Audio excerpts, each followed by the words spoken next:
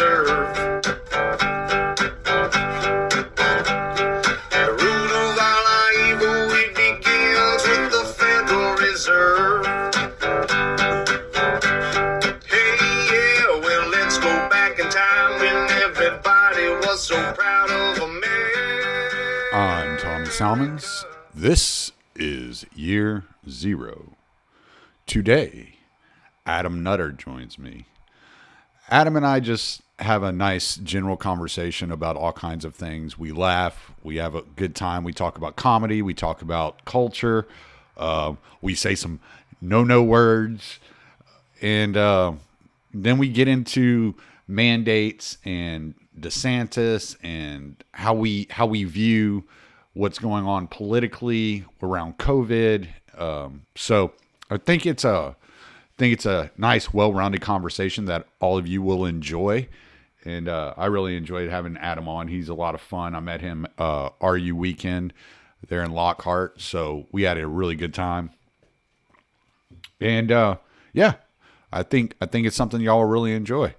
So, RyanBunting.com. For all of your graphic design needs, go to RyanBunting.com. Ryan Bunting is a great libertarian and a great anarcho-capitalist. He's also a great graphic designer.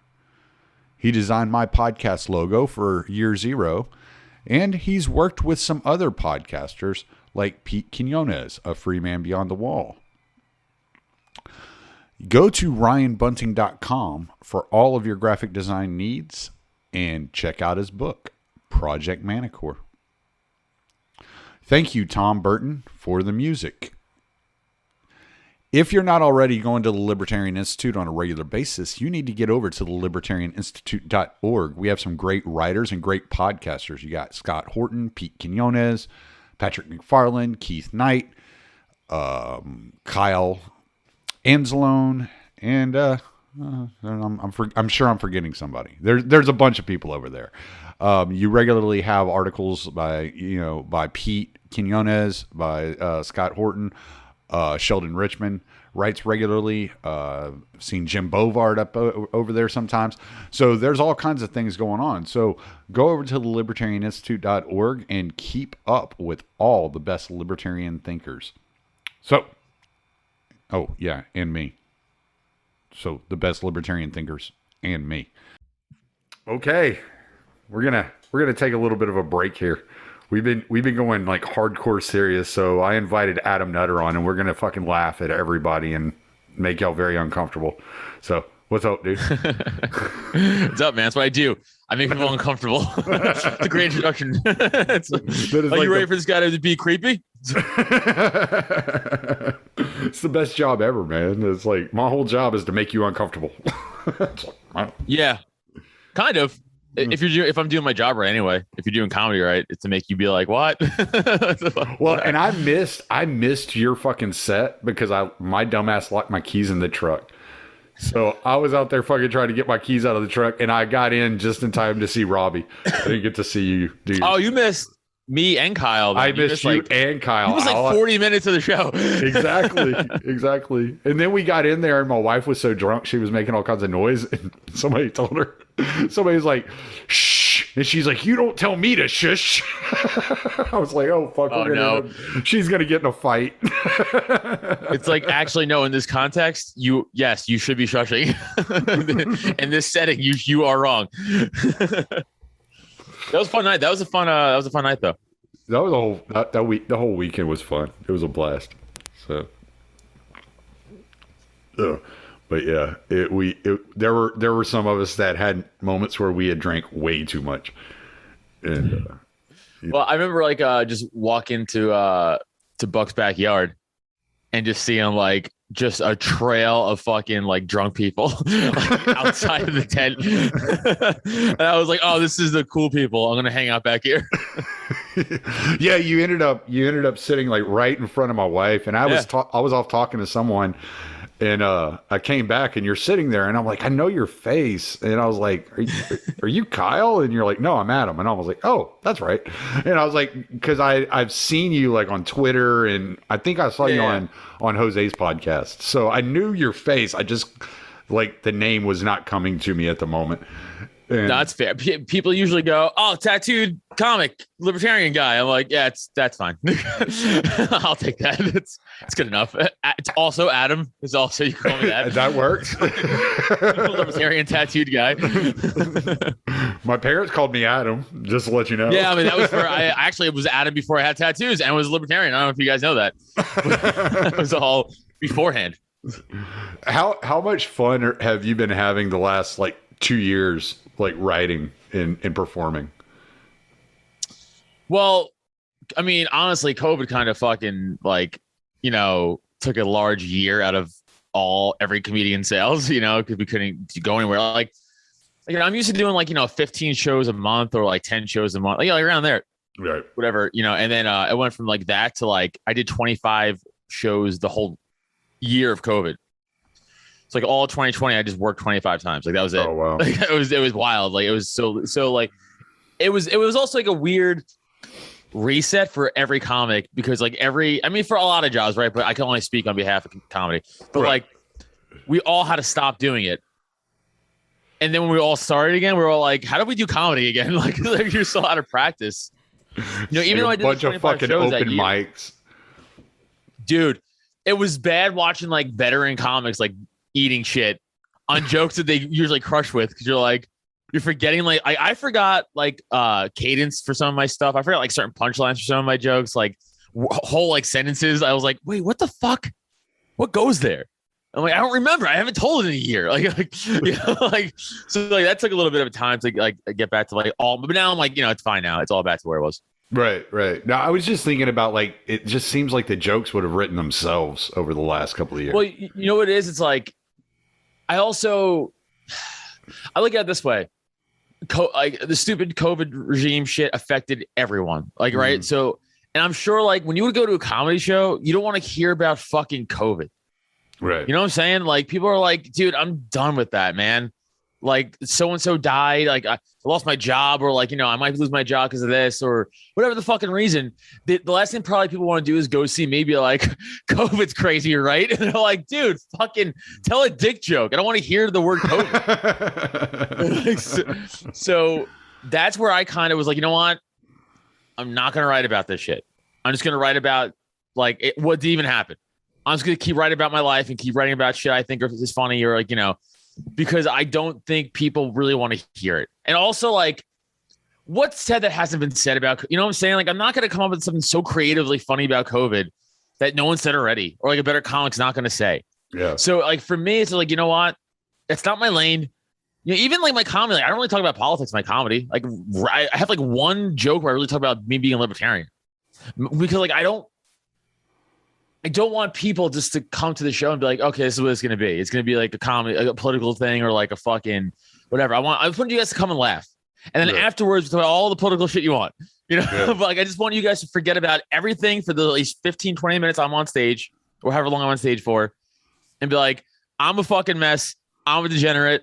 I'm a fucking dickhead. Let's laugh about me being fucking retarded. Like shit's crazy, whatever. But like, let's all just joke around about me being an idiot pretty much. And everyone's like, oh yeah.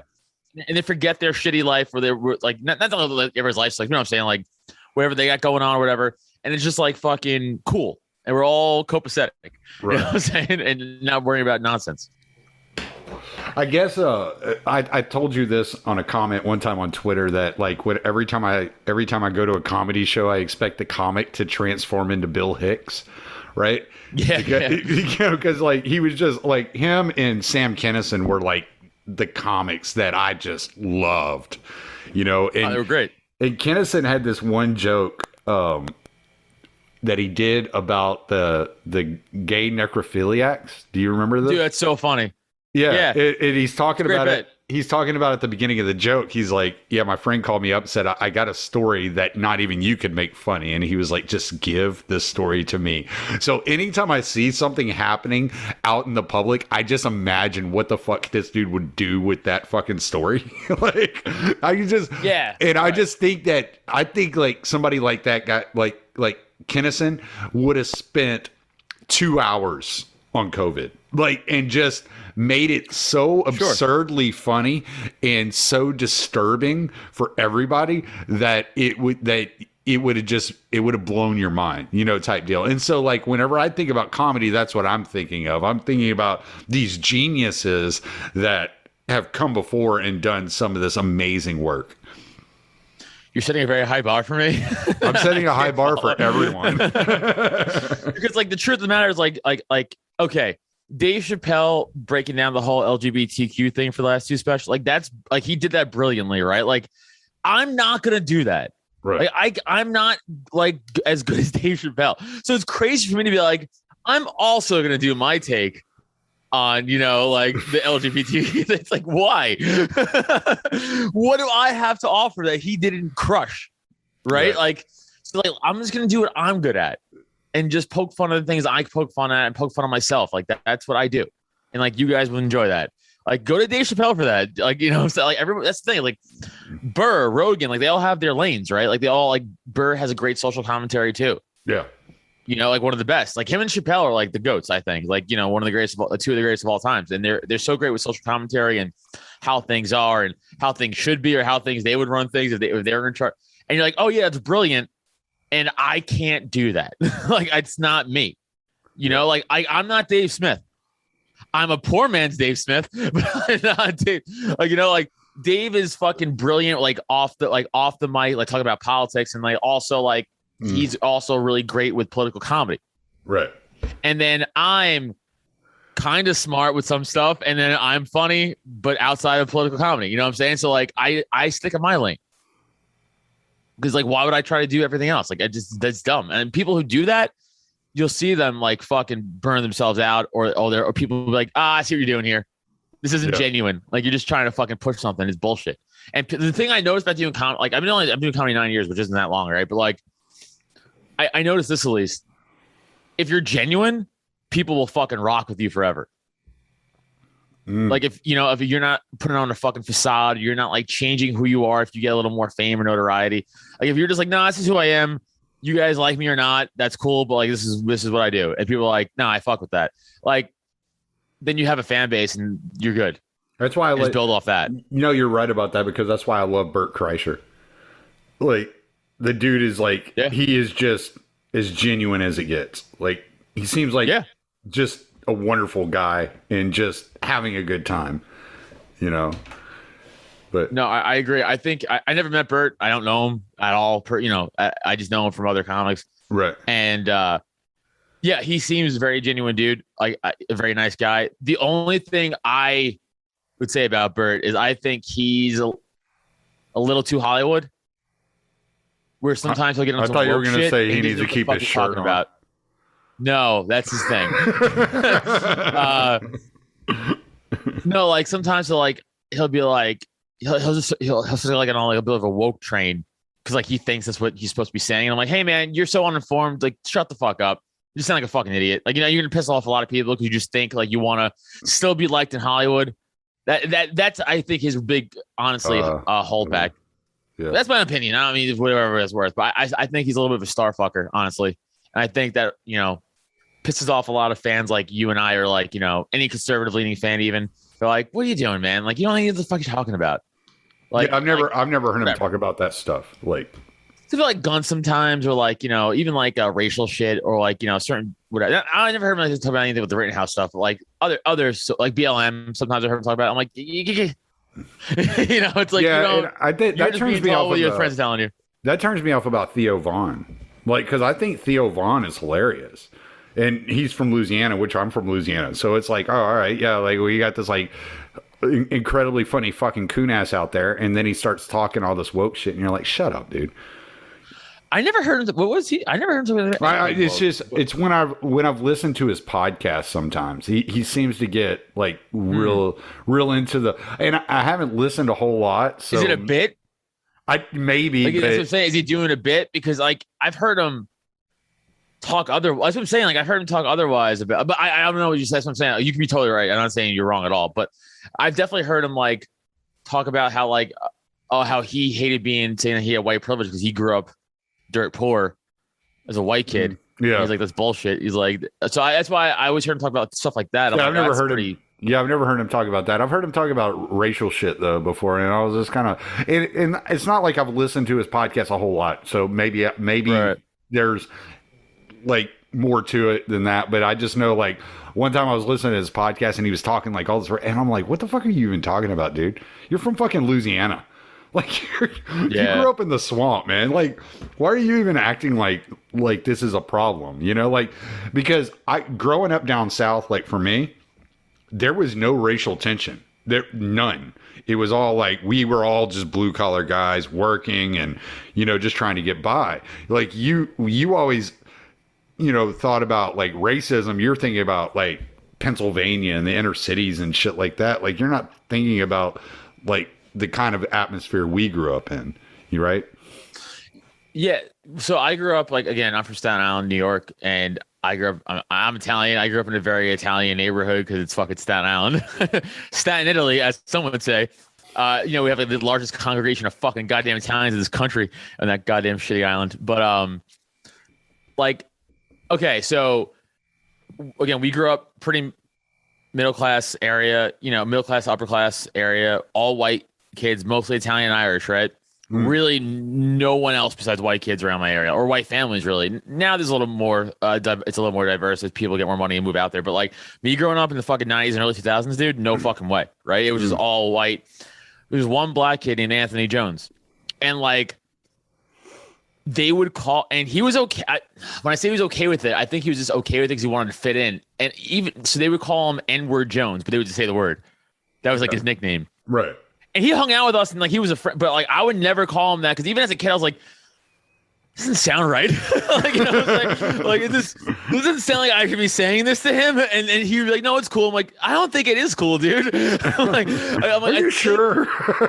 I'm like, "I think you're just cool with it because you want to hang out and like you think it's like you just want to fit in and like that's fine." But I'm like, nah, man, you shouldn't let these kids call you that. Like, you know what I'm saying? Like, they weren't even really necessarily, they weren't even treating him bad or anything like that, but they just thought it was like, this is like a thing. And it's kind of like that lack of information, I think, that some of these kids had growing up from their parents who were just super Italian, and they heard their uncles be like, "To see this fucking whatever," and then they hear that, and then they just repeat it back when they're fucking 10 because they don't really know. But it wasn't until I got older that I really started playing football and stuff. I really started hanging out with a lot more black people, honestly. Football is a really thing that really integrated me with like the black community right. and stuff. Yeah, it wasn't like me growing up. At 10 years old, I mean, these kids have such little like understanding or context for what they're saying. They're probably just looking at it as right. Oh, we're busting your balls, like type deal. Yeah, that's what I want to make a point of. Like, these weren't 24-year-olds I was hanging out. We were like 10 and 11. They didn't know what that really meant. Like they just, again, heard an adult say it and they're just repeating. They're not racist kids. Like that's the other thing that pisses me the fuck off about all this. Like, when you were 12, it's like, yeah, you're 12. Like if I had social media when I was 12, I'd be canceled by now. Jesus, yes. Because I would have said crazy shit. So like cut them some slack. Like you don't know until you get older. Like, you're like, oh, that's fucking dumb. Like, like, and if you're still doing it 25, 27, and you're really meaning it, then yeah, you're an asshole. But like, kids aren't. They just don't know any better, Yeah. Yeah. No, I remember when I was in the military, and one of the things, like, there was one black guy that was in, maybe two that were in basic training with me, and one of them we ended up going to Fort Bragg together. And we were really good buddies. We used to go hang out and drink and have a good time, right? And so when I had my wife on the phone one time, and he's talking in the background, and she goes, "Who's that?" And I was like, "Oh, that's I can't even remember his name now off the top of my head. I think his name was Anthony." But I was like, "That's Anthony." And she was like, "Who's Anthony?" I was like, "Oh, this is a great bit." Like this, it like just clicked in my head. Like this is a great bit. And I'm like, "Oh, he's my black guy." And she goes, "What do you mean he's your black guy?" I'm like, "Well, the United States issues you a black man every time. If for every white man that joins the military, they issue a black man." And so like I had her convinced that he was issued to me like a piece of equipment. Oh my God. And so when she came up when she moved up there, I introduced her to Anthony as my self-issued black man. And so she believed it for 4 hours until she told me she was filing for divorce, which was another nightmare of a story. You should have been like, was it the bit that made you do this? but yeah, so yeah, like when you're, dudes bust each other's balls. We'll say some of the like crudest, like most obscene shit to each other just for a laugh, but we don't mean it. Yeah, and like if you're friends with somebody, you can say these things and they don't get mad, So it's odd to me. Like I used to, I've had like a lot of friends that were black, and I would call them, like all kinds of fucking obscene shit, like, and it was all in good faith and all in good fun, and they would come right back at me. It wasn't like, oh, I'm just talking shit to them and demeaning them. No, they would come right back at me with shit. And it wasn't racist, Right. Racial jokes are like you bond with each other over that shit. Like, again, I played football from 12 to 25, like full contact football, like for a lot of years of my life. Play with plenty of black guys, and they were all fucking cool as fuck. I mean, obviously there are assholes like everybody else, but like, I mean, most of the guys are fucking cool as fuck. And we were like in the locker room together. Like, dude, one of my black friends blew my fucking mind with this question. He was like, "Yo, I got a question for you." I was like, "What's up, dude?" He's like, "How come white people don't wash their legs?" And I went, "Oh yeah, I don't." That's the day you started washing your legs. No, because I was like, "No, fuck you. No, I will never do it." No, never do, because you pointed it out to me. How dare you? I won't do, because you made me fucking think about it. I was like, I don't know. I was like, I never realized. Like, the soap runs down. I don't know. The soap stops at my balls, Gravity? Man.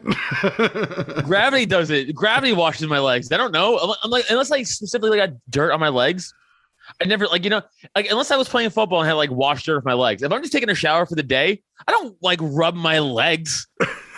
Let the fucking soap go down. And like, I figure it does its job on the way down from gravity. He's right. That was a very good racial point. I don't know. I get so distracted when I'm scrubbing my balls, I forget about my legs. Yeah. Why not to do that? My legs aren't dirty. It's fucking stupid. Fuck him. He's right. But like shit like that. And like say like, but if I say that about him, like you can have a woke white person be like, that's racist. It's like, no, it's just a fucking dumb observation. Yeah, it's a joke. It's funny. It's like chill. Yeah. Like we would always bust those balls. Like I was working with this one black guy on this job one time, and we were painting. We were working at DuPont here in Orange, Texas, and we were painting one of the tanks.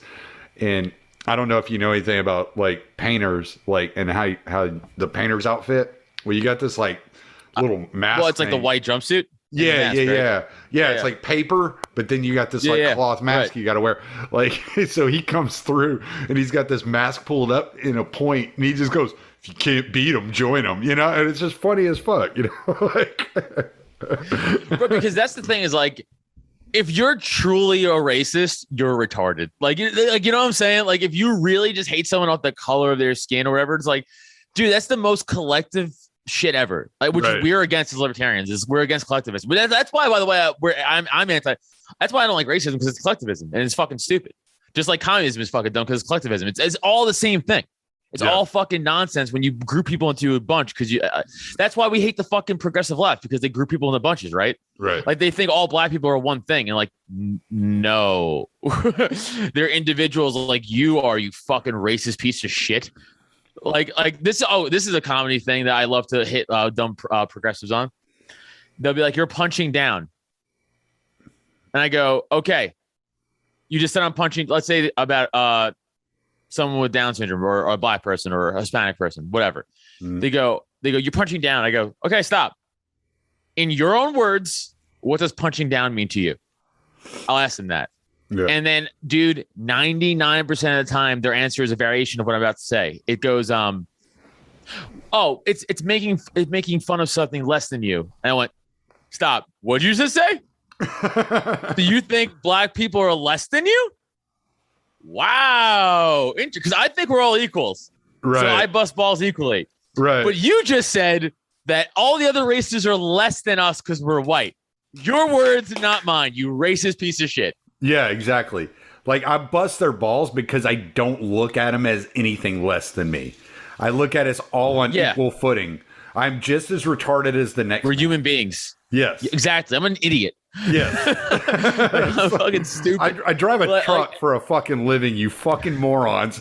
There's not much further I took down. my dick on stage. Like, what are we talking about? Like, I travel the country, be like, my dick's weird. I'm fucking stupid. I'm an idiot. Like, that's what. And my wife hates me. Like, that's what I talk about. That's my job. Like, yeah, I'm real mad smart. Like it's so dumb. Like, I hate that shit, dude. It's like, no, we're all fucking human beings, and there's assholes in every group. And I judge people off their character. That's it. I don't give a fuck what you are. I truly don't, because it's fucking stupid. Like, it's. Well, and this is something we'll get into this because I wanted to, because I messaged you about this earlier, and it's something that's been on my mind for a while, and I've never sat down and talked to anybody about it. But it's white and black are no longer descriptions of race. In from what I can tell, it's a description of an ideology. If you think a specific way, like if you listen to if you see how progressives would go after Quincy, right? Who's probably one of the blackest motherfuckers I've ever met in my life,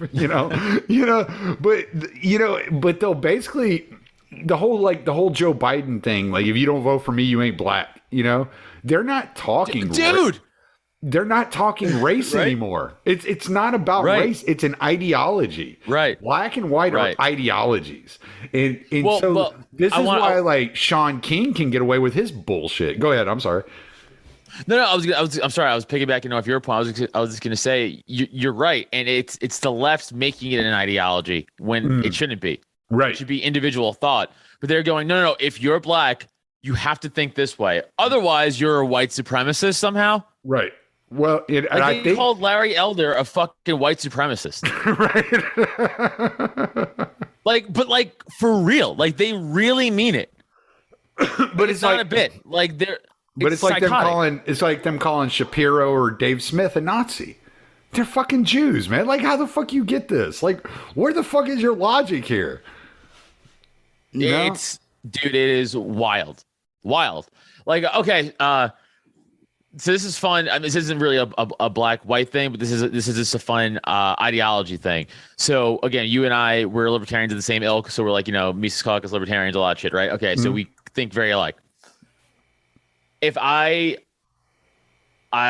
mostly I get into Twitter fights with lefties, right? Like we all do, because they're the more rational ones of the two normally. If I had to pick a statistically speaking, progressive lefts are way more psychotic than hard righties. They just are. In argument, at least righties will, for the most part, will have a conversation with me.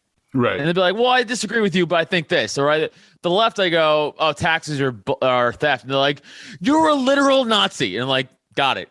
So if I argue a person to the left, I'm automatically a Nazi, racist. I want everyone dead.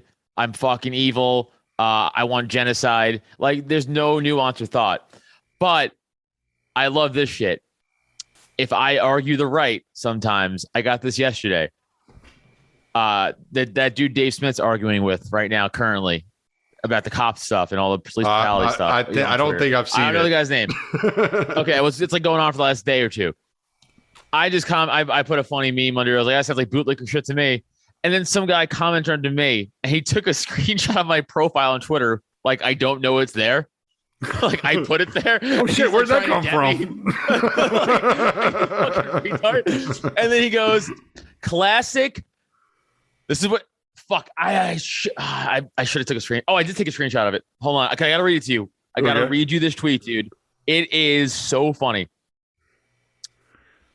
In quotes, again, screenshot of my profile, which obviously is comedian in it, right? Right. In quotes, this guy writes comedian, which lamest, unoriginal Twitter insult I get on the regular is they go, oh, real funny. I'm sure your shows suck. I go, you got me. I should quit comedy now. I'll never perform again. Like it's like the hackiest. And I'm like, that's what when they What stuff like that. No, you know what you should tell them? I'm only funny if you're paying me for it. No, like, yeah, I should. but what I tell people, I go, the reason I go, oh, when you say insults like that to me on creative shit, I go, that's the reason you work in a fucking cubicle and I do what I do.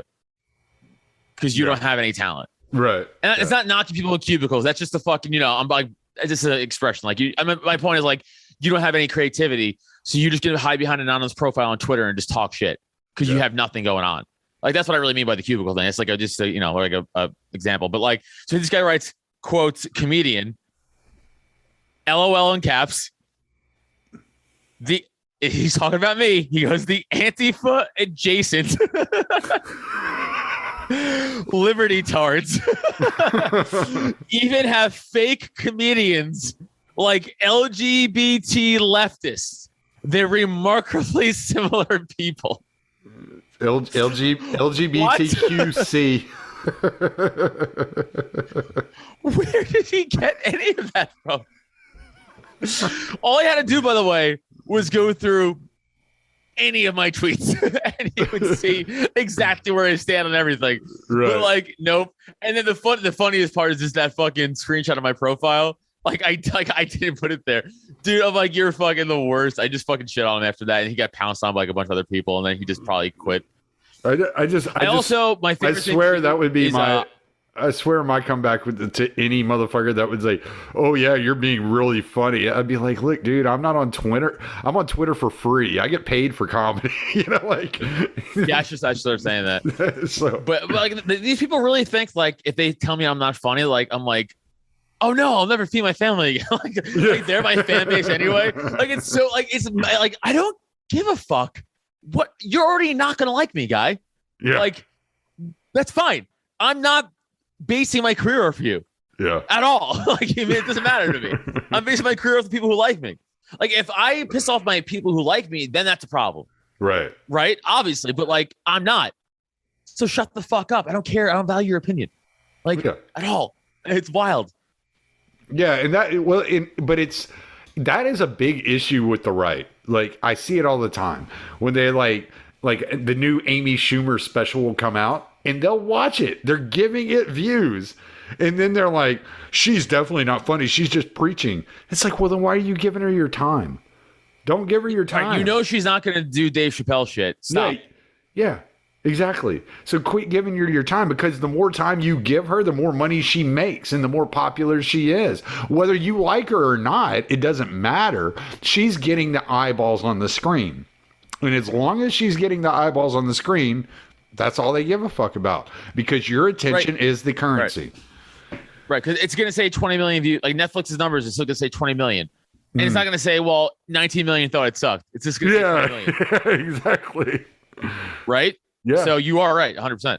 Yeah. So like, I just don't understand why people would give like these people their attention. You know what they're saying. You know where they're coming from. It's not that difficult to figure out that they're not very smart. So just let them be. Right. Let them do their shit and like whatever. Yeah. Go on about your business because your attention is what they're looking for. That's what they're seeking. And if you start talking shit, then they always have that fucking ace of spades where they're like, yeah, well, you're the one who watched it, you know?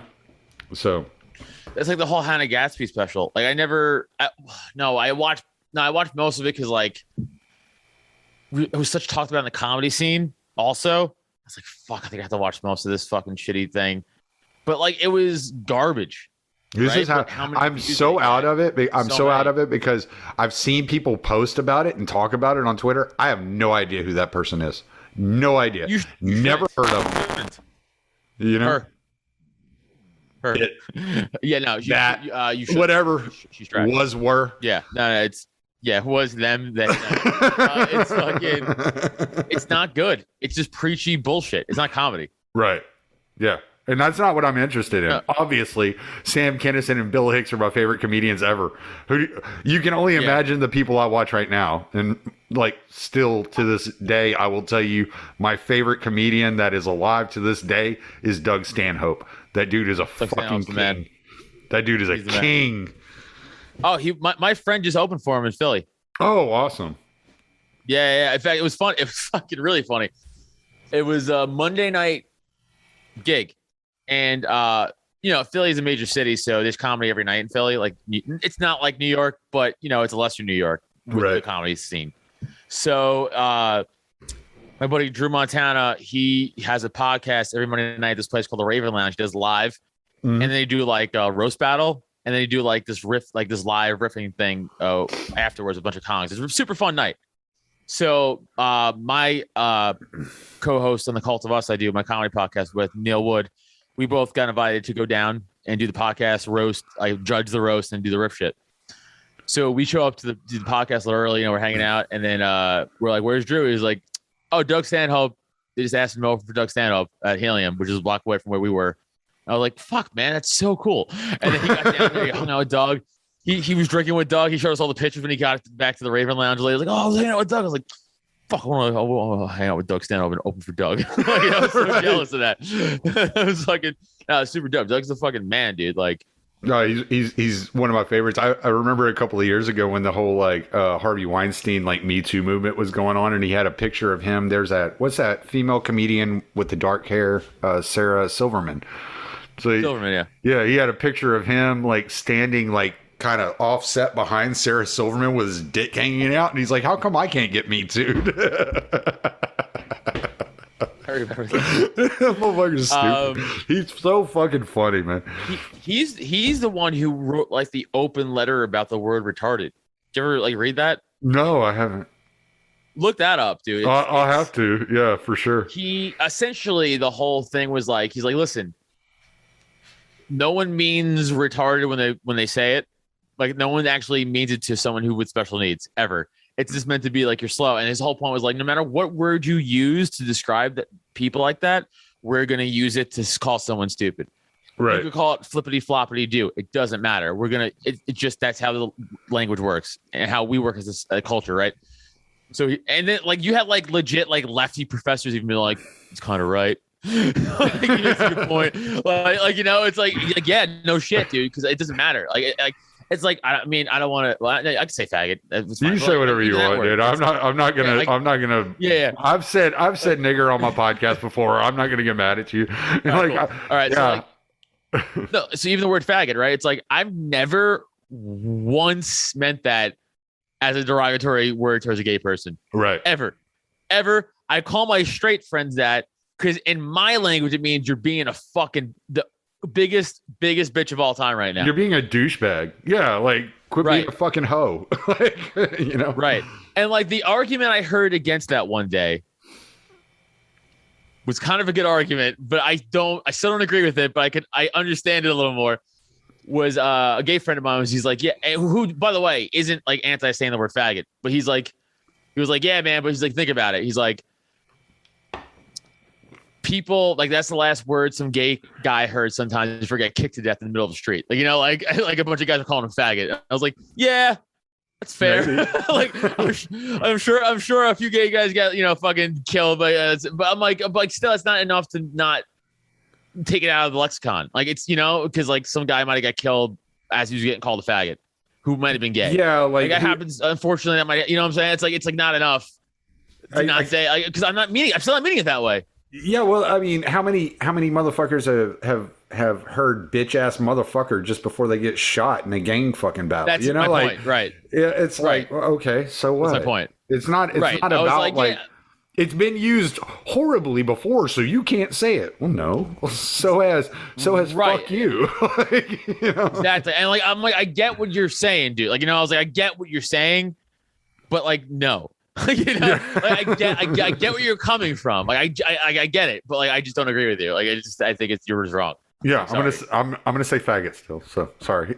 Yeah, I'm saying faggot. Dude, especially if I'm playing a sport or a competition, and I'm again, I played a high level competitive football for a lot of years, and I also did MMA for a few years, and so I'm a pretty competitive person. I turn it on.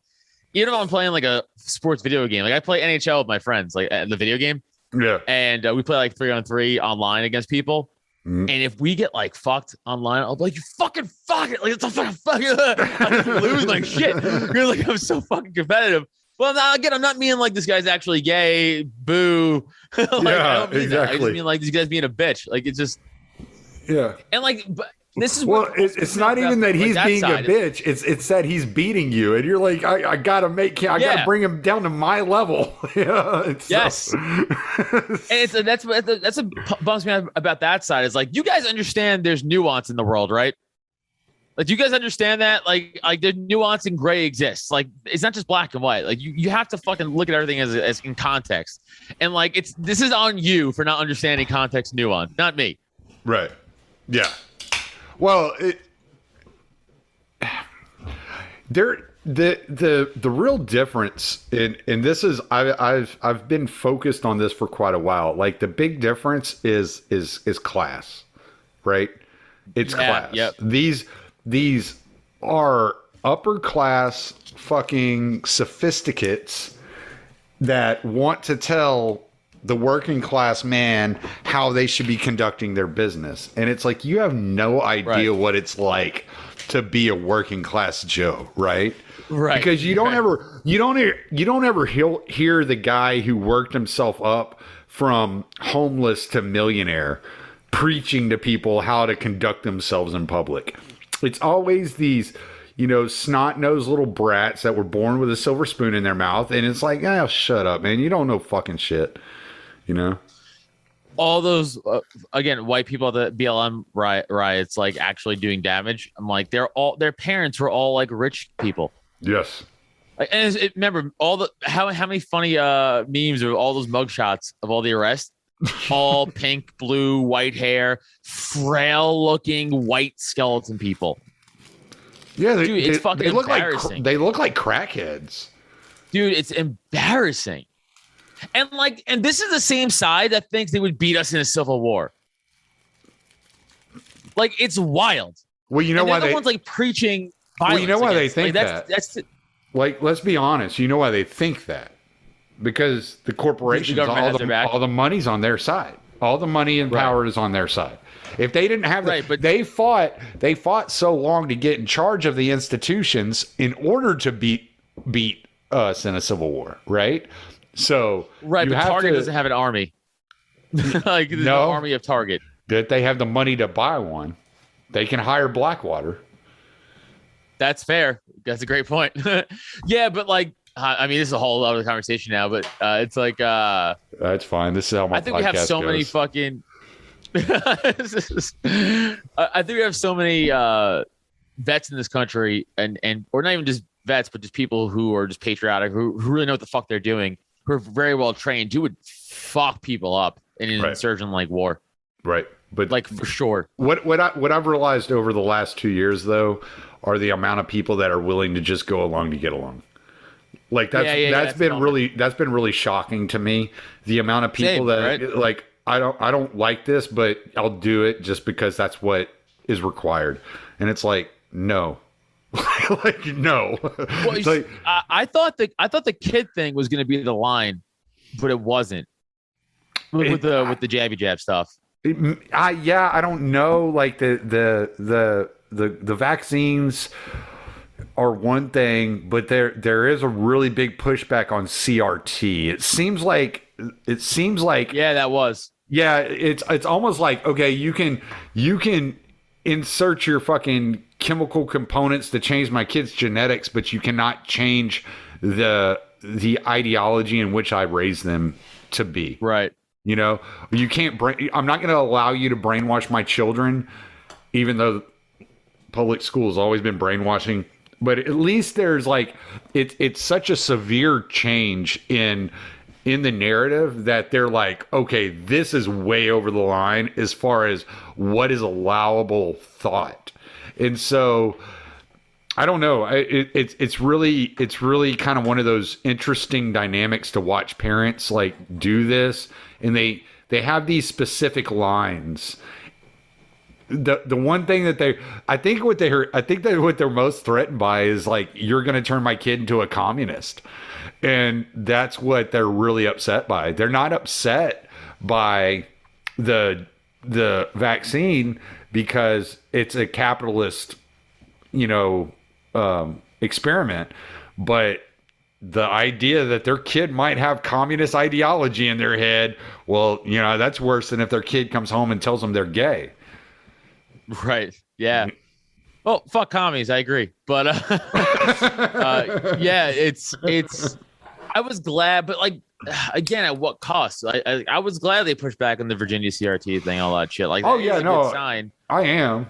I just don't. I think stuff like that's a distraction, right? I don't think that's the ultimate battle. I think they're letting their big shit slip by. Yeah, I mean, you got to think they're injecting kids with a vaccine that will change their genetics. That's what? You're not human anymore at this point. You're a lab experiment. It's a bunch of human chimeras running around. Yeah. Oh, the CDC, the glorious the all-knowing, omnipotent CDC. They just released on their own website saying, hey, for the mRNA vaccine, there's been a high increase in myocarditis for the heart. Yeah. And they're like, but just mild cases, which then I looked into. There are no such thing as mild cases of myocarditis because your heart is the only muscle that once it weakens, it never strengthens. Like it can't it doesn't grow back. I'm not explaining this the right way.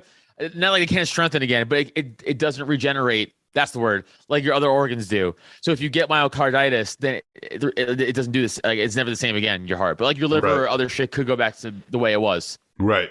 But yeah. Your heart can't. Well, that's why, like, you saw that there was a news story. I don't know if you saw it, but I know Pete had tweeted it out a week ago or something like that. And they're blaming climate change for heart attacks in infants.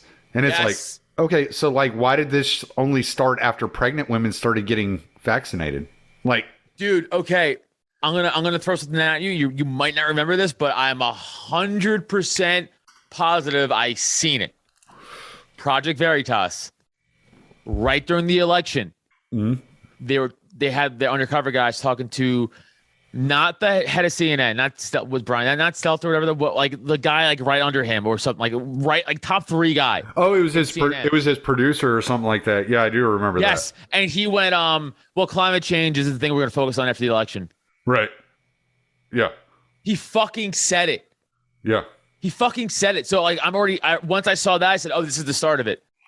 Well, and then you saw. I don't know if you saw this news story. Just like last week, New Delhi locked down the entire state because of climate change. Yeah.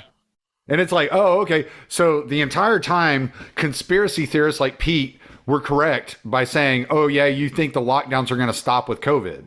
Right? Like, no, climate change is the next thing.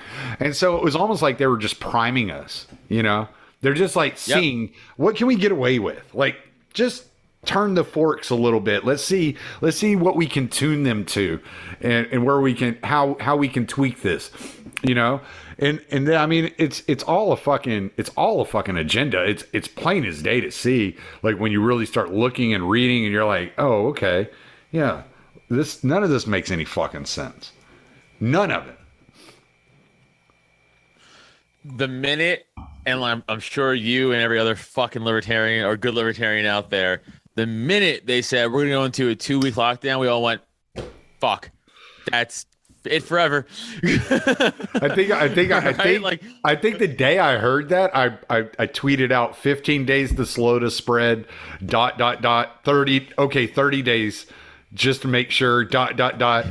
I know it's 100 days, but just hang on. We're almost there. ... Right.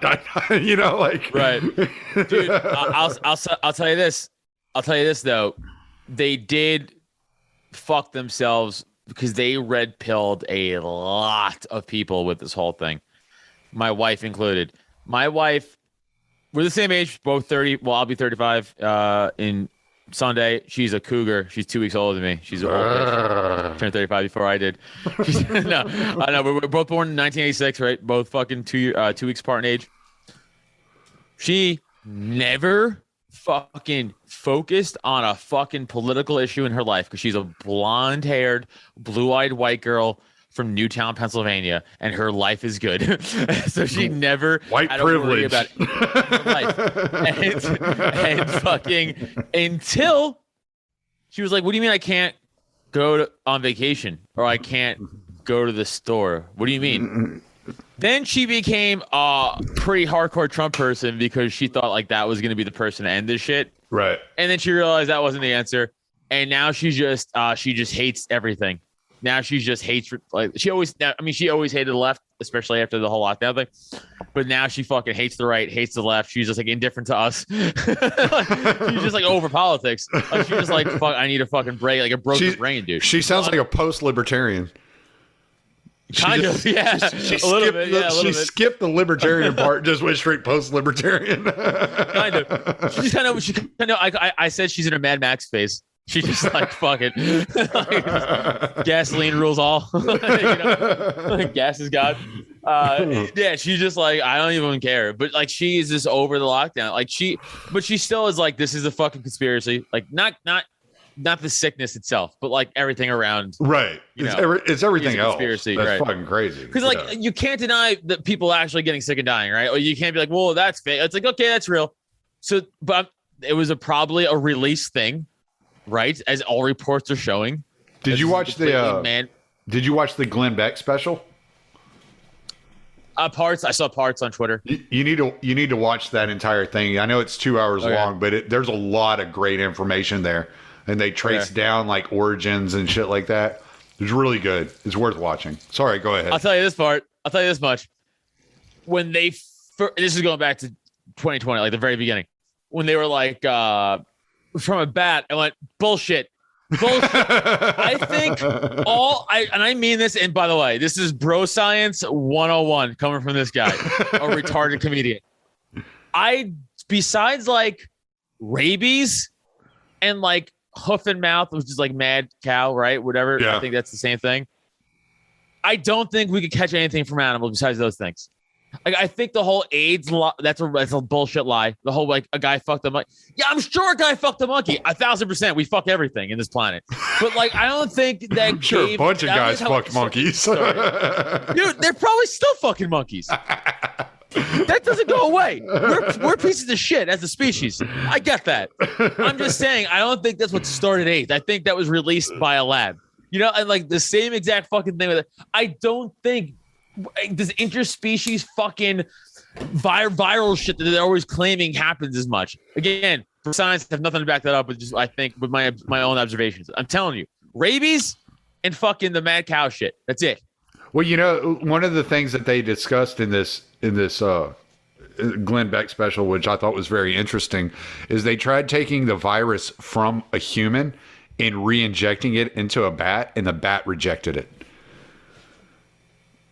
The same bat that they say gave it away? Yeah, exactly. One of the horseshoe bats. Like, just, no, this isn't going to work in my body. So it's like, yeah, obviously. But, I mean, as you were talking about what you were talking about, I'm sorry. You just made me think about, like, your wife, like, and it's like, people are like so, they're like allergic to you pointing out, like, there are a lot of coincidences here that don't seem like coincidences, like when you start talking about like Event 201 and shit like that, you're like, wait a second. Yeah. Like this doesn't FBI seem just like found a coincidence. Virals of smallpox. Did you see that? Yes, I did see that. Right in Philly, right by me. What the fuck? I thought there's only 2 labs in the whole entire world that's supposed to have it. One here and one in Russia. Yeah. Not just floating around in Philly. Yeah. The worst place for it to be, probably. Yeah, right. Yeah, I mean, it's a shithole. Trust me, I go there every week. The Eagles win the Super Bowl, everybody's getting smallpox. Like, that's just... Everyone's getting smallpox. I'm actually okay with that. I'm a Giants fan. Fuck the Eagles. They'll fuck. But no, I'm just saying, Eagles fans will fuck everything up just for a victory. That is true. I'm friends with them. They're savages. Yeah, it's just too much. It's just also like, the rules for thee, but not for me shit. Like, for the normal person, when I go, hey, if this was as deadly and dangerous as they say it is, how come all these politicians are just openly breaking their own rules?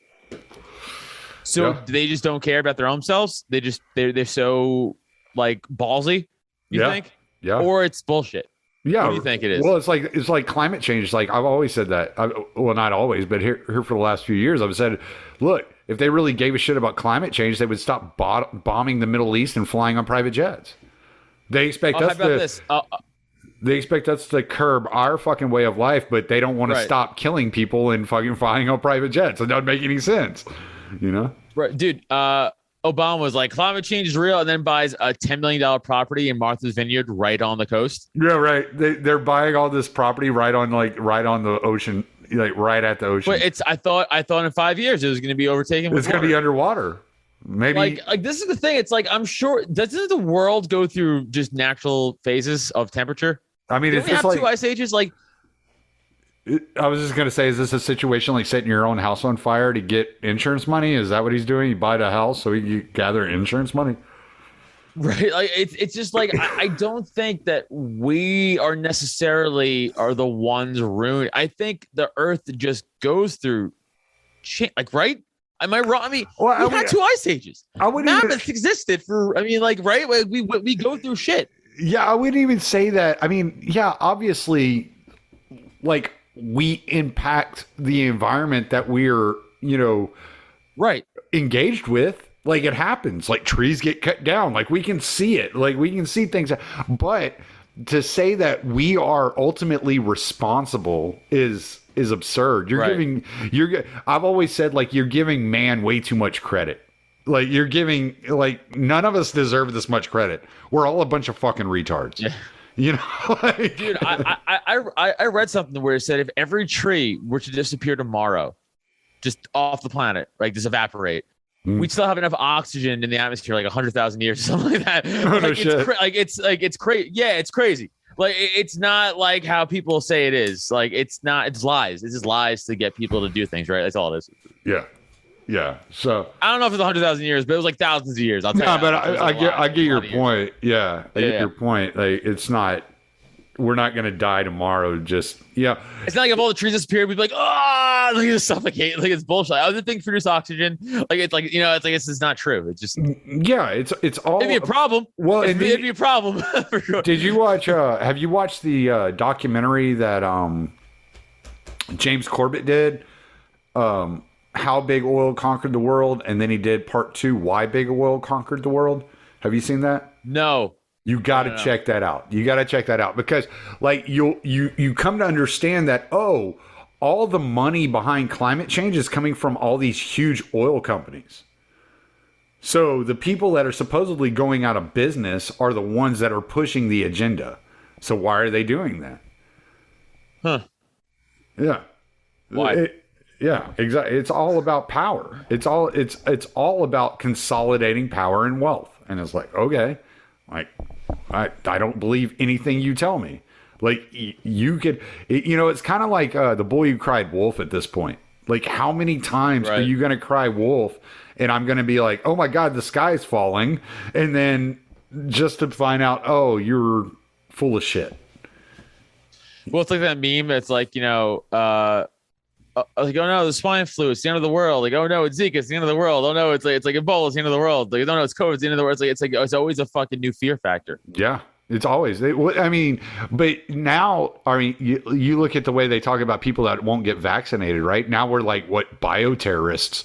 Like, it's fucking insane. Well, how about the FBI calling parents? Domestic terrorists because they're like, I don't want my kids to be commies. Yeah, because I don't want my kids to learn CRT. Yeah.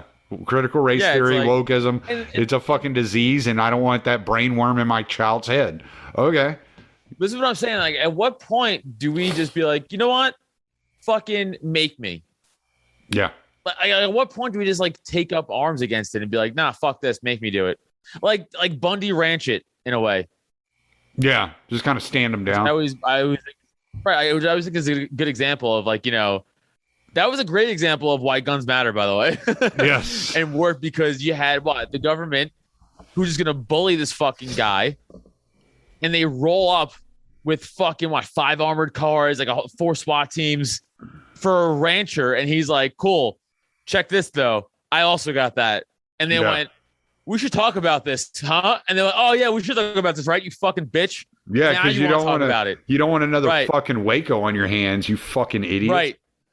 And by the way, this would have been worse than Waco. Oh, absolutely. Those ranchers were way armed too. Yeah. And they had snipers like fucking on like hilltops and shit. They were ready to fucking go to. And I was like, good.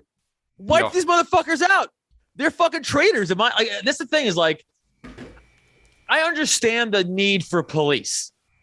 Like murder is bad, assault's bad, theft is bad. Like I understand that. Yeah. I think the way the police are used are evil. But I understand the need for police. But like when you have these cops who, by the way, they take an oath to the Constitution. They don't take an oath to a governor. They don't take an oath to a city or like a mayor. They take an oath to the Constitution. Right. So when you have these governors, going like, oh, you lock down your business. And then that single mom in your state is like, well, I'm going to open my business to feed my family. Mm-hmm. Well, who arrested her? The governor or the fucking cops? Right. The cops did. Yeah. They're now a traitor in my eyes to an American citizen, and they should be dealt with like a hostile force. They're not cops. They're not Americans anymore. They're a hostile force now. But she did get off as well. No, it's not the point. It's not the point. But you're talking about we should stand these people down, and there are people doing things like that are standing them down. Like there was that guy. I think he was in Staten Island. I think he was up there in your neck of the woods. That was the bar. The bar owner that he just refused to close. He's like, he even claimed that he was it was a autonomous zone, that his bar was an autonomous zone, and forced them to come in there and arrest him. And it's those are the NYPD actually didn't do. It was actually the sheriff. The NYPD actually refused to do it. Yeah. Staten Island is the only conservative borough in the whole city, by the way. Conservative leaning borough in the whole city. Right. So they were like, we're not getting involved in this. And then the mayor sent the sheriff's office in, and they're the ones who actually executed that, not the NYPD. Right. To their credit, at least. Yeah. I'll give them credit where it's due. They were like, no, we're not going to. But I remember when that happened, though. I was like, oh, wow. And the amount of people I've heard over the last couple of years talking about speakeasies, and how to bypass, all these regulations and all these laws. It is a bit of a white pill because people are looking for ways around it. It's just unfortunate that so many people are dependent on like DeSantis or Greg Abbott to do something that's worthwhile. And I'm not saying they're not doing something that isn't helping their citizens immediately, but I don't know. I'm worried about the incentives behind why they're doing what they're doing, right? And so, what does it lead to? How do they leverage this into their own political fame or their own political future? Is something that I think is worth thinking about and being skeptical of. Right, because and that's the weird thing that when DeSantis is like, I'm banning the vaccine and CRT, it's like cool, but that leads down the road for people to ban other stuff. Right. We can't just be for it because it goes for our ideology. Right. I get that, but okay, so I'm for the banning of these vaccine mandates because it's a local government nullifying federal power. It's like what I am concerned about is how do they leverage that? Like what are they going to do next? That's what I mean. It could swing back in our face. Is my point. Right. It could come around, and that's what I'm worried about. Right. So it's like I just released today. Actually, I just released a conversation I had with Michael Bolden from the 10th Amendment Center, and we're talking about the enforcement of these mandates from the federal government and how they don't have the manpower or the money to enforce these regulations, these laws that they pass down, and they depend on the local enforcement to enforce these things. And so you could have a city that refuses to work with federal government, and I think that would be the number one mandate to like really look into. Like, how do you lobby or mobilize your city council and your local government to refuse cooperation with the feds? Because then the feds, they were saying it would take them 160 years for OSHA to investigate every company under OSHA's like jurisdiction. 160 years, just one time. Good luck. It's like, okay. Yeah, it's bullshit. Yeah. So without local enforcement, they can't do anything. So that was I live in Bucks County, Pennsylvania. I live in Newtown, but that's part of Bucks County, Pennsylvania. Right. And our DA, right at the beginning, again, to his credit, was like, I will refuse to enforce a single lockdown arrest, a single lockdown order. Like, I will not enforce it. So he's like, and most police departments also are like, fuck that, we ain't doing that shit either. So the ones who did, if they did, were being dicks. The DA was like, I'm not. The case would be immediately dismissed. Right. So like at least like we had that for us. But like the problem is, all these businesses still fucking bent the knee because they were afraid of getting fined or their shit being shut down, even though it probably wouldn't have happened because all the DA and police departments were like, we're not going to do that. But people are still scared. And it's all you got to do is put fear in people. And then you put fear of their finance. It wasn't even fear of arrest. It was fear of finance shit, right? So all these pizzerias, me and my wife go out to eat a bunch. We're fucking mid-30s and we don't have kids. So you got to eat a lot. Got to spend the money somewhere.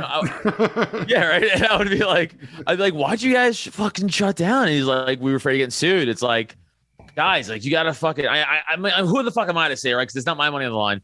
But it's like, you gotta take a stand somewhere if you want to fucking not lose your shit. Right. All right. I'm like, you had the backing of the fucking police departments and the DA. That's all you needed. Yeah. like fuck Governor Wolf, by the way, fucking Nazi. But he's not gonna come down and shut you down himself. Yeah. I guess he might send the state police in. I don't know. Yeah. Well, and that's state police definitely would have enforced it. That's something that I've been looking at. Is you have a lot of these like conservative commentators like Glenn Beck, that have plenty of money. Their job's not at risk. Their future's not at stake. Are saying, oh well, you're gonna have to refuse to comply. And I understand why they're saying what they're saying. Like, I don't think they're wrong. But I think people that are in the middle, like those people that are depending on that paycheck next week, have a really hard time saying, okay, I'll forego my own modern security for the future of my children. Like, that's a really hard thing. It's a very hard thing, especially if it's somebody that doesn't have children yet, right? Like you and your wife. It would be very easy, and I'm not saying y'all would do this, but it would be very easy for y'all to just say, you know what, like, I have to pay my bills and I have to eat next week, so I, like, whatever, Right. And no, I get that, yeah. And so it's very hard. Like, I've been working for years to put myself in a situation to where if it were ever, and it had nothing to do with the vaccines, but if it were ever to get to a point where, for whatever reason, I couldn't work or I wasn't allowed to work because of my ideology or whatever. And this was my paranoia that led me to this. But I've been working for years to put myself in a situation where I would be able to survive without it. Right. And we're still sitting here in a position to where we're not quite ready for it. But it's here. And it's like, okay, it's here. Now what? What do we do? Well, I know that I can survive if I leave my job. If I don't have that money coming in, I'll be okay. It may be uncomfortable. It may be tight. It may suck. But my wife's from a third world country. And I remember I grew up eating oatmeal and peanut butter because we couldn't afford anything else. So like, we're both like, okay, like mentally we are both prepared to be in a situation to where we're uncomfortable because we've been there. It's like, Right. all right, whatever. But not everybody has that advantage. If you can say growing up like that is an advantage, but that is an advantage in a situation like this where I can say, okay, I can go without. I can eat fish and eggs every day because I have chickens laying eggs and I have a stocked pond in my backyard. Right. Like, okay, yeah, I'll be okay. I'll be fine. I'll survive. But not everybody can do that. And you kind of, there is a part of you that has to be empathetic to their plight in the way that they look at things. Yeah, I agree. I think we need like a fucking, like a good image for more people to get like a scene or a stand or like, okay, imagine this. Like imagine like you have like a local restaurant or a business who's like, no, we're not shutting down, right? And the local police they're like, yeah, we agree with you. We're not letting anybody shut you down. And then our governor goes, no, because he wants to make a point. Let's say he goes, no, you're going to shut down. And then he sends the state police in, and as they roll up, well, who's in front of the fucking business? 2 armored trucks with like the local police being like, fucking try something.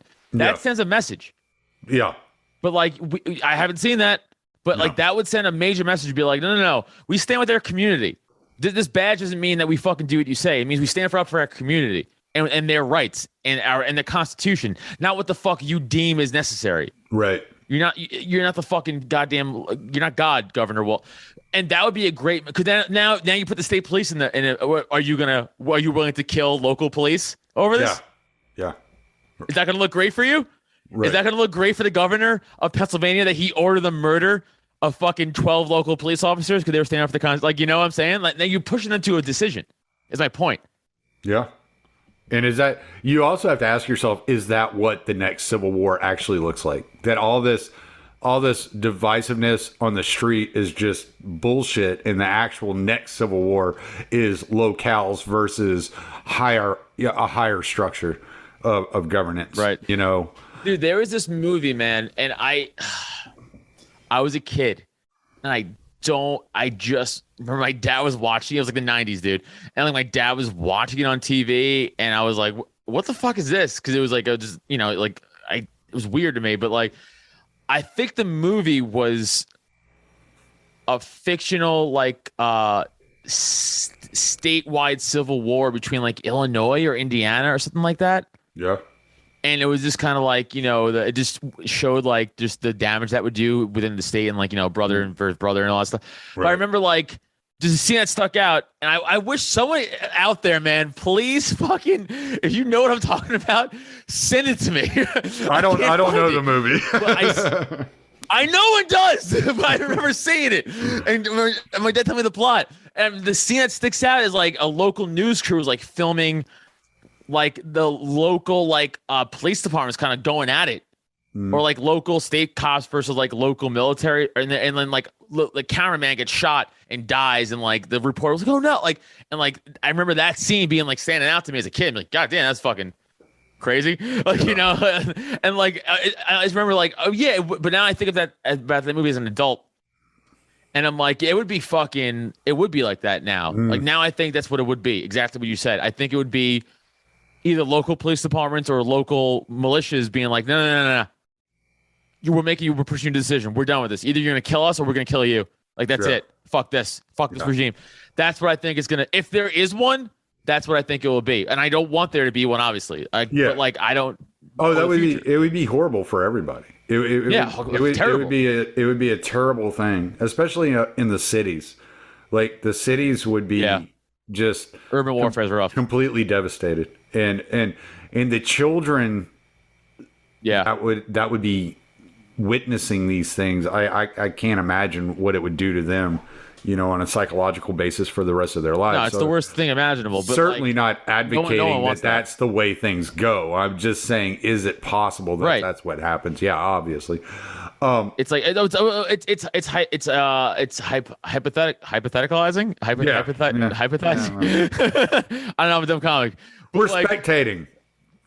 Yeah, but like it's like it gets a theory. Like I don't know. You just think about shit that might, because like I never thought we'd be where we are now as in America. So Right. I don't know where we're going to be in 10 years either. I'm just theorizing. Like maybe we'll go down that road. Maybe this shit just goes away in 2 years, and like people just do comply, like mass not comply civilly, and there's no need for violence. Hopefully that's how it goes.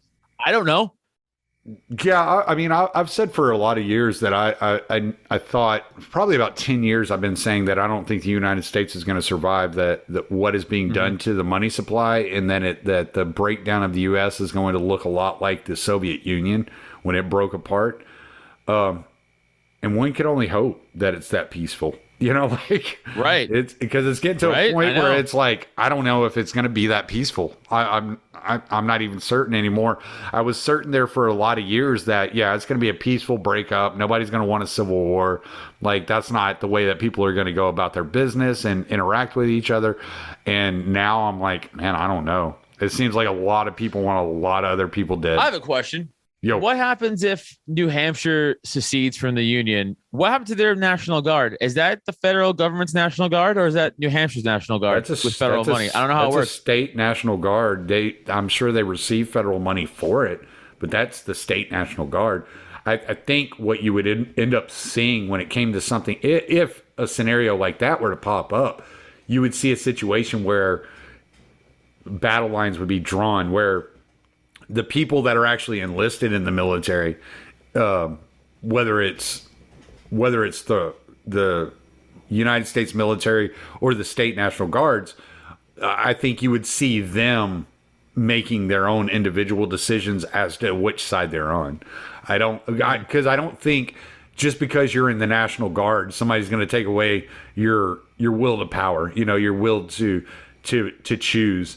If the federal government is telling the state National Guard, like, oh, well, we pay you and we own you and yada yada yada or whatever, the person who's like dedicated to New Hampshire is not going to say, well, sorry, New Hampshire.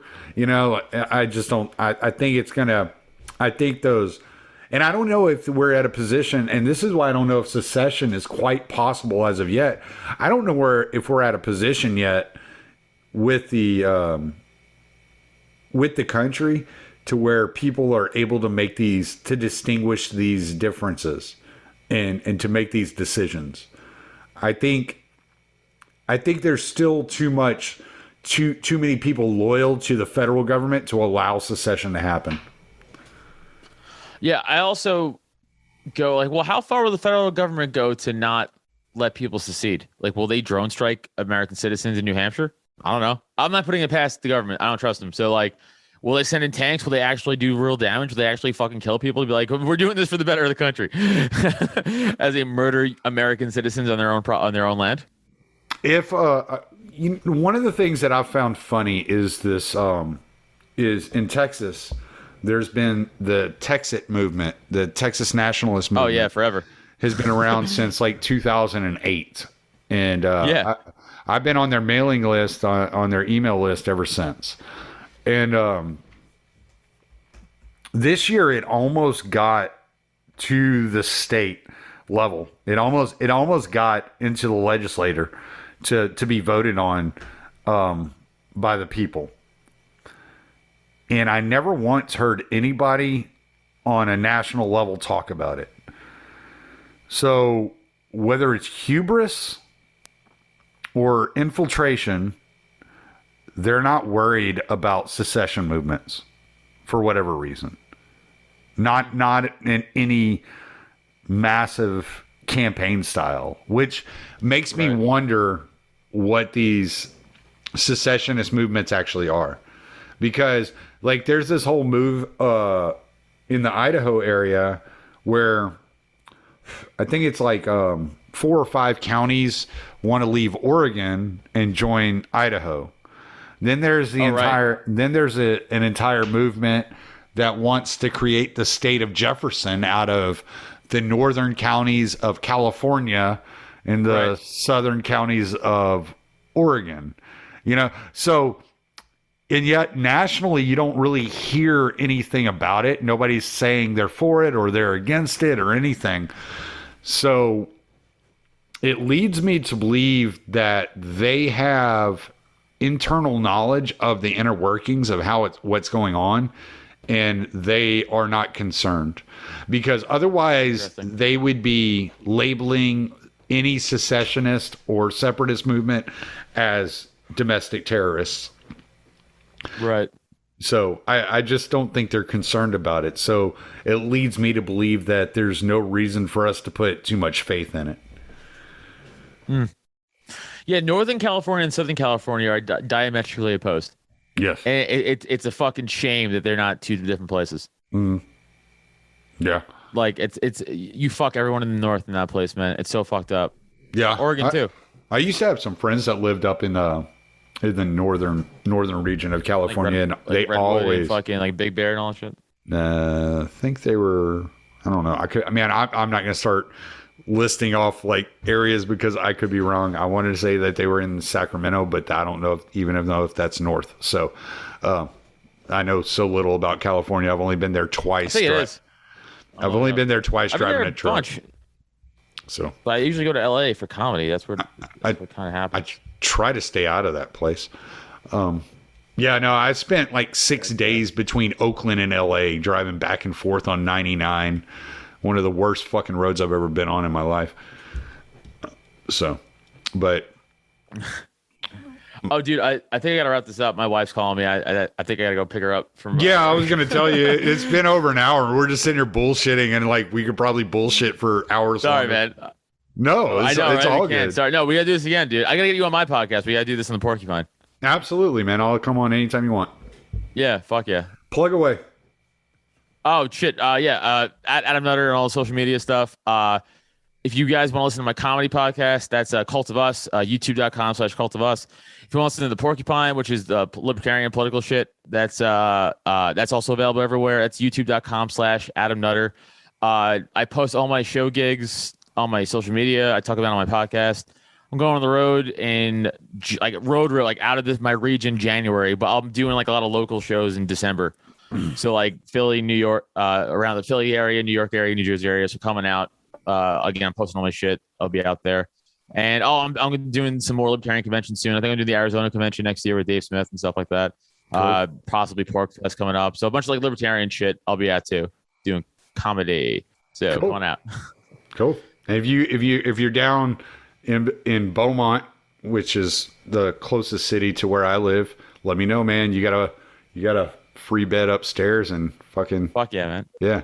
I'm definitely going to Texas again next year. I think like 2 or 3 times. So I'll probably be by you at one point. Cool. Yeah, we're not far from Houston, but it's far enough to make it uncomfortable to drive here. So it's like 2 hours from Houston. So, but all right, I'm gonna stop the recording, and I'll make sure everything gets put in the show notes.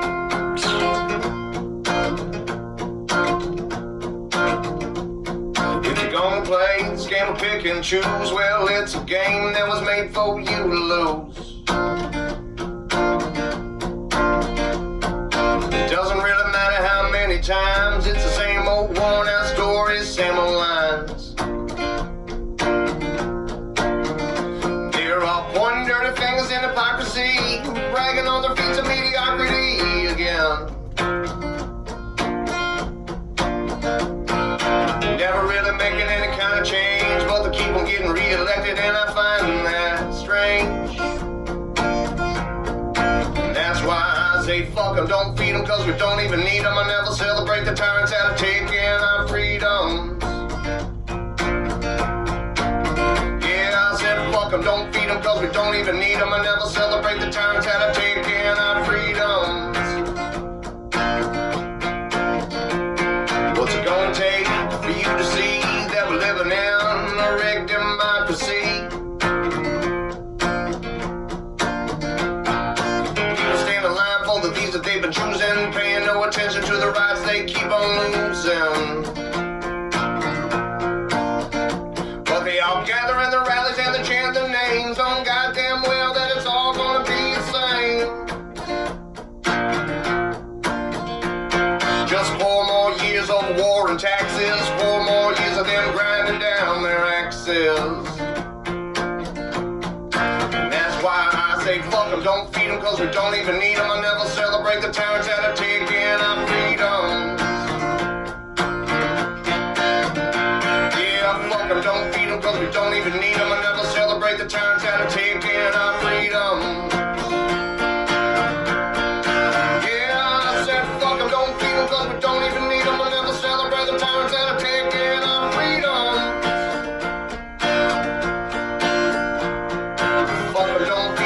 don't even need them. I never celebrate the times that I've taken. I'm